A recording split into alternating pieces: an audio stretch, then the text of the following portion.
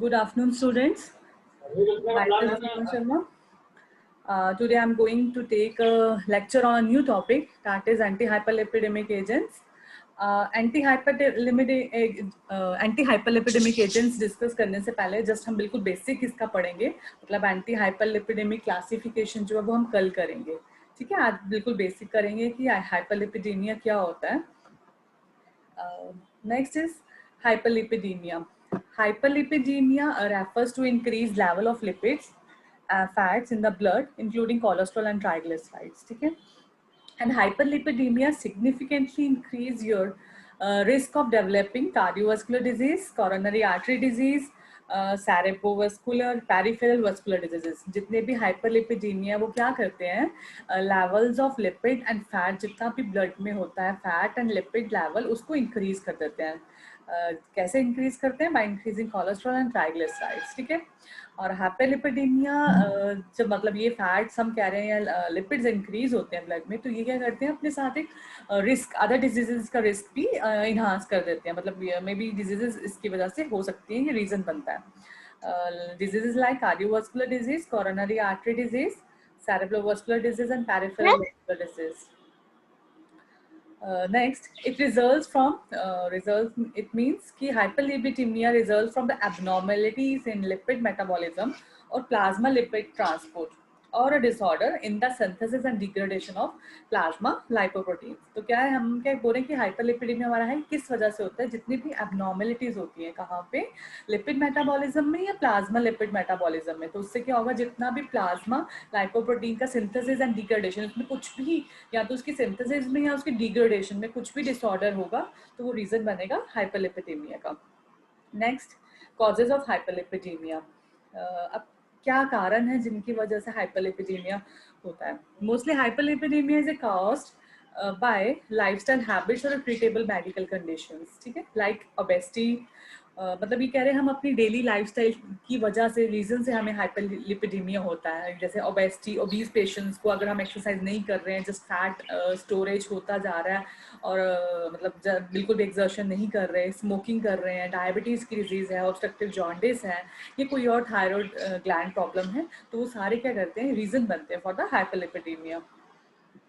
Next is diagnosis. अब हम बता दिए कि हमें हाइपरलिपिडेमिया है, किस कारण से है. अब हम कैसे डायग्नोस करेंगे उनको? Diagnosis is typically based on a medical history, physical examination and blood test done over after overnight fasting. अब हम कह रहे हैं कि हम इसको डायग्नोस करेंगे by blood test.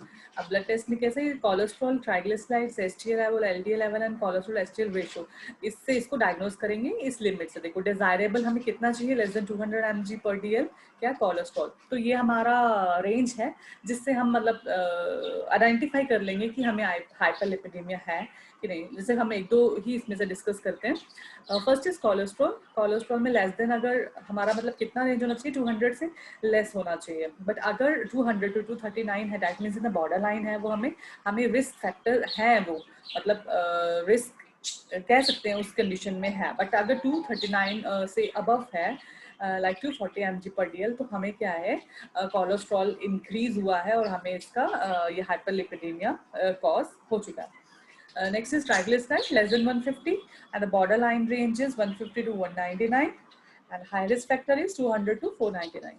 Same as HDL cholesterol, LDL cholesterol, and cholesterol HDL ratio.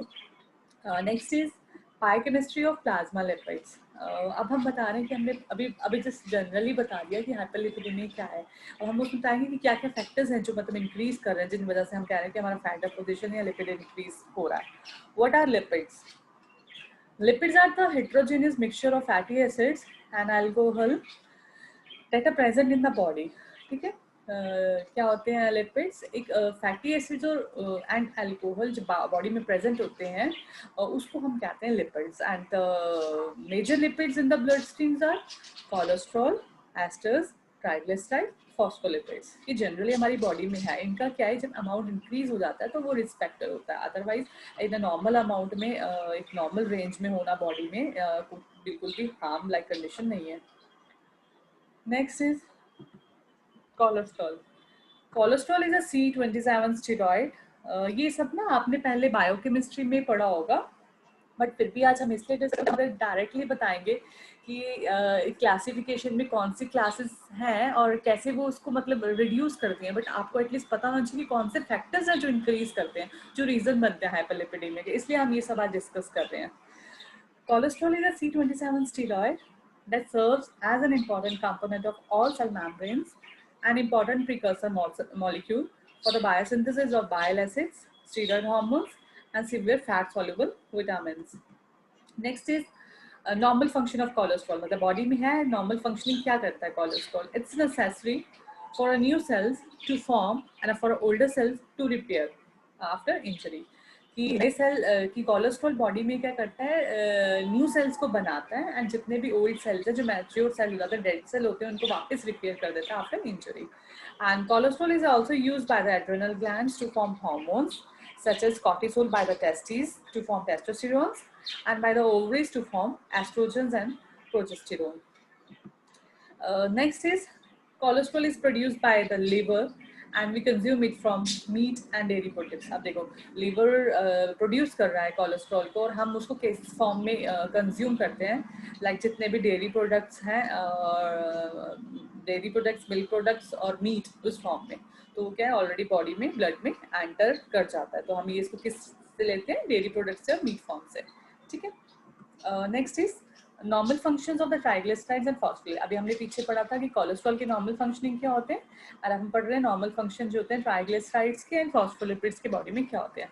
Triglyceride supply energy for the body and triglyceride either meet immediate energy need in the muscle और store as a fat for the future energy requirements. Triglycerides क्या करते हैं, एक continuous supply करते हैं हमें energy body में. अगर हम कह रहे हैं कि हमें कभी इमीडिएटली मतलब एनर्जी रिक्वायर्ड है, उस टाइम भी वो क्या करते हैं, वो जो स्टोर्ड एनर्जी है उस फॉर्म में हमें वो बॉडी को प्रोवाइड करते हैं. ठीक है, मतलब ये कंटिन्यूसली हमें एनर्जी देते हैं triglycerides. And phospholipids are the compounds that are used to make cell membrane and it generates second messengers and store fatty acids for the use in generation of the prostaglandins. Okay.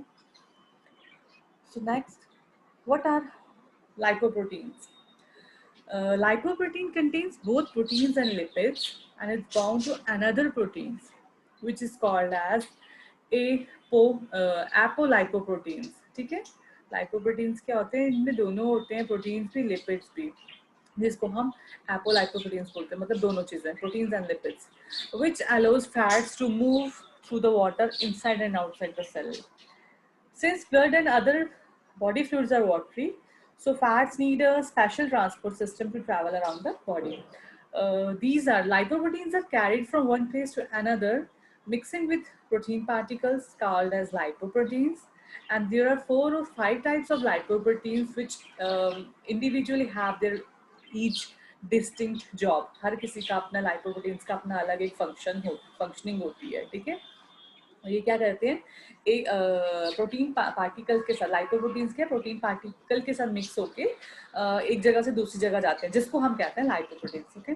Classification of lipoproteins. अब ये है कौन कितने types के, अभी हमने पीछे बताया कि बहुत सारे लाइपोप्रोटीन्स होते हैं जिनका सबका अलग एक इंडिविजुअल काम होता है.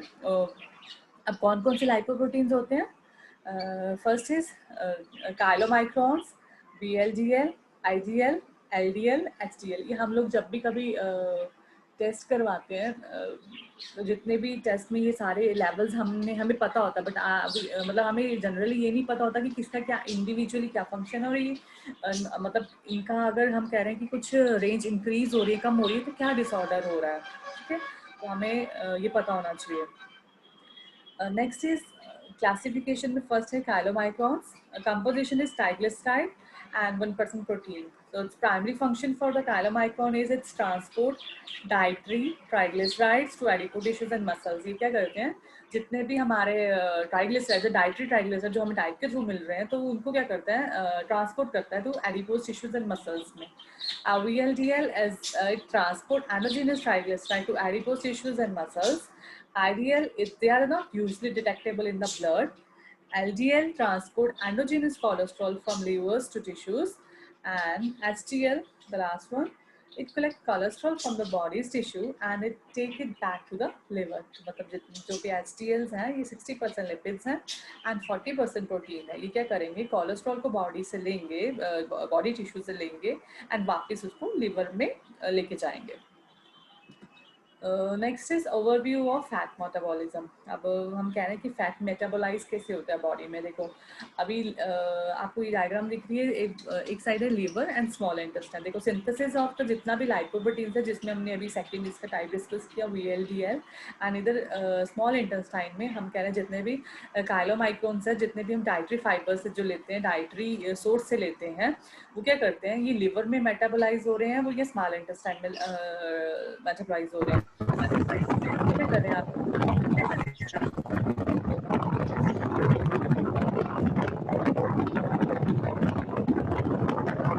VLDL with triglyceride transported and chylomicrons with triglyceride transported. ये कहाँ पे जाके स्टोर होंगे? ट्राइएसाइल ग्लिसरॉल में इन एडिपोज टिश्यूज. क्योंकि अभी हमने पीछे बोला इसकी फंक्शनिंग में कि ये क्या करते हैं, ट्रांसपोर्ट होते हैं अलग अलग तरह से. जैसे काइलोमाइक्रोन डाइटरी फाइबर से एडिपोज टिश्यूज में जाते हैं, VLDL एंडोजीनियस ट्राइग्लिसराइड से एडिपोज टिश्यूज एंड मसल्स में जाएंगे. सेम यही चीज़ हम यहाँ डिस्कस कर रहे हैं कि जितने भी स्टोर्ड ट्राइग्लिसराइड्स हैं एडिपोज टिश्यूज में, वो क्या करेंगे आगे फैटी एसिड्स की फॉर्म में मसल्स, लीवर एंड हार्ट में जाके में जाएंगे, ट्रांसपोर्ट होंगे, और वहाँ से क्या होगा, हमें एनर्जी प्रोडक्शन होगा और एनर्जी मतलब हम उस सोर्स से एनर्जी को कंज्यूम करेंगे. So VLDL in liver and the chylomicrons in the small intestine, they combine and they metabolize in adipose tissues, and combinedly they go in the acylglycerols and fatty acids where they utilized their energy, ठीक है, in the form of muscles, livers and heart etc. So ये general था बिल्कुल जो हमने आज पढ़ा कि जितने भी मतलब कि किस रीज़न से हमें हाइपरलिपिडीमिया हो रहा, मतलब क्या है जनरली हाइपरलिपिडीमिया, क्या क्या उसके फैक्टर्स हैं जो हम आगे डिस्कस करेंगे एंटी हाइपरलिपिडीमिया में. ठीक है, सो ये हम करेंगे कल discuss classification of anti hyperlipidaemia. Generally एक बार आपको बता देती हूँ एंटी हाइपरलिपिडेमिक क्लासिफिकेशन क्या क्या है. SMG-CoA reductase inhibitors, bile acid sequestrants, fibrates, nicotinic acid, cholesterols and PCSK9 inhibitors. तो ये सारी क्लासिफिकेशन हम कल डिस्कस करेंगे, जिसमें हम बताएंगे कि कैसे जितने भी ट्राइग्लिसराइड्स हैं, लिपिड्स हैं, ये सब किस तरह से स्टोर होता है, कहाँ मेटाबोलाइज होता है, किस तरह से इन्हांस होकर वो हाइपरलिपिडेमिया कॉज करता है. ठीक है.